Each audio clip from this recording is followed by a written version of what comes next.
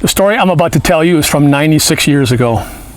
It will involve two families whose lives would intertwine, not just by marriage, but by tragedy. The story would go nationwide and would stun all who would read of it. One was the Postema family of the small hamlet of New Era, which is 30 miles north of Muskegon. They were a family of 8 siblings, 5 sisters and 3 brothers. Together, Ben and John would operate the Postema Brothers hardware store for 15 years. The other was the Harm Bushman family near Coopersville. Now, Harm was 18 when he arrived from Germany, and like his brothers, would become a farmer in the area and would purchase 154 acres on the western edge of town. Harm would marry Hattie Veneman in 1890, and they would spend 60 years together on the farm and would raise 9 children. Now, Fred was their first child, and when he became aged, would meet a young woman from New Era by the name of Mary Postema. They would be married in 1914, settle on a farm in Coopersville, and have 14 children. The second child born was a daughter named Rika. She too would find love in New Era, and it would be with John Postema, the hardware man. John would serve in the Army during World War I, and when he was discharged, he would marry Rika in 1919. They would go on to have 3 children, would remain in New Era, with John continuing to run the hardware store. A third child was their daughter, Sina.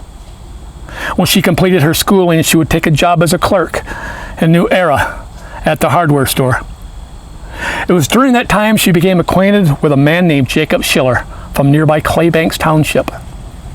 He too had served time in the Army and then would find work on a freighter on the Great Lakes and be a marine engineer.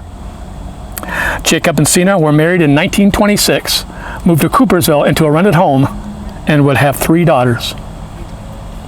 In early December of 1931, Schiller was assigned to be a shipkeeper on the Harry R. Jones, a cargo boat parked for the winter at a slip of the Calumet River in eastern Chicago. A week later, he'd be joined by his wife Sina and their 3 young daughters, 5-year-old Arlene, 3-year-old Lois, and 4-week-old Shirley. On Christmas Day, Sina's sister Hazel and her husband would visit on the boat parked at the slip. A week later, the Postemas would take their turn. It would be New Year's Eve, and the plan was to attend the church service of the Reverend Hoff in Chicago. Both Rika and Sina had known him from his time at the Reformed Church in Coopersville. On Wednesday, December 30th, the Postema family left their home in New Era with their 3 children, 11-year-old Mildred, 7-year-old Howard, and 3-year-old Clarence. They would spend the night in Coopersville and left the following morning to begin their trip. Harm and Hattie didn't realize, but this would be the last time they'd see them alive. They arrived in East Chicago by that evening, and shortly after dinner would all climb into Postema's 1927 Dodge, all 10 of them, for the 4-mile trip to the Reformed Church of Chicago. They attended the church service, the program afterwards, and then began their trip back to the boat. Now, details become murky at this point. Jake Schiller would say that Postema was doing the driving and became confused by the strange surroundings on the dark road next to the slip. He drove past the 2 parked boats, realized his mistake, and would make an attempt to turn the car around. Tragically, the left front wheel went off the side of the narrow road, dropping into the left side of the docking. The car toppled onto its left side and fell into the river. Somehow, in a way that hasn't been clearly established, Schiller would escape from the sinking car and tried desperately to free the others, but would fail. When questioned later, he would tell another version and would say he was standing on the running board when it fell into the water. He would then cry for help. A shipkeeper of another boat heard the cries and would throw a rope ladder to Schiller, pulling him to safety. The police, a fireboat crew, and the Coast Guard would hurry to the scene, and after 2 hours, the car was pulled from the river using a large crane. But it was too late.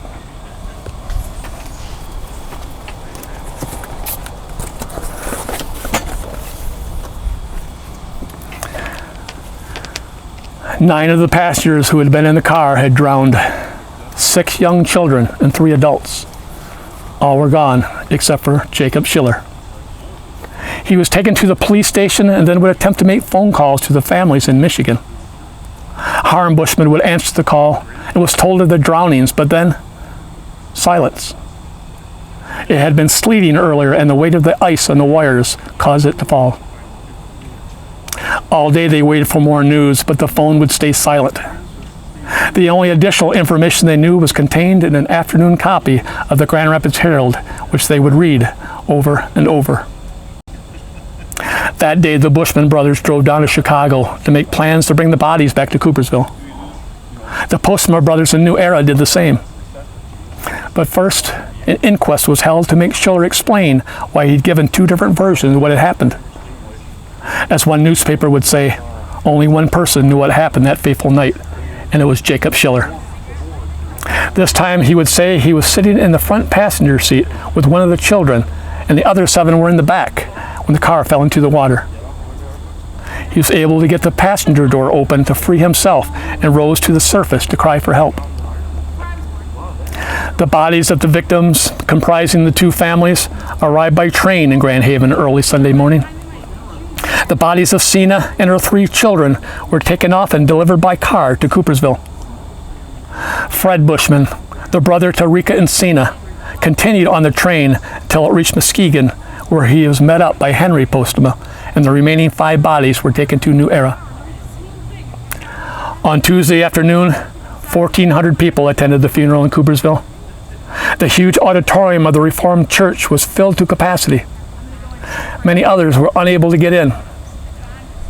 2,000 were present on Wednesday for the services held in New Era.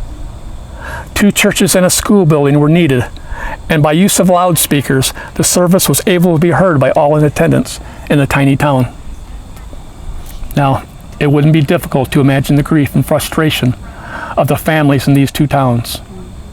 What if Schiller, who was more familiar with the area, would have done the driving? Why did they crowd so many people into one vehicle? Why was Schiller able to save himself from the sinking car but no one else? So many what ifs, and how comes? Now, what became of Jacob Schiller? Well, on May 4, 1933, 17 months after the tragedy, a Buffalo, New York newspaper would announce the marriage of Jacob Schiller of Coopersville to Helen Tosh of Buffalo. Now, this is interesting because Helen Tosh was born and raised in Cleveland, living there her entire life up to this point. In fact, she'd been married 3 years earlier in 1930 to another man from the Cleveland area. A divorce record hasn't been located, but a record does exist of her ex-husband marrying again. It is likely that Schiller had met her in Cleveland at some point on his travels on a cargo boat. In any event, 2 months after Schiller married Helen Tosh, they are born a son. Let the speculation begin. Jake Schiller and Helen would move back to her hometown of Cleveland, and he would continue working the cargo boats of the Great Lakes until his retirement. Schiller would pass away in 1978 at the age of 83, and Helen would die in 1989 at the age of 82. They are buried in a Cleveland cemetery. As for the Bushman and Postema families, they didn't have any choice but continue with the rest of their lives. Holidays came and went. Anniversaries and Mother's Days too.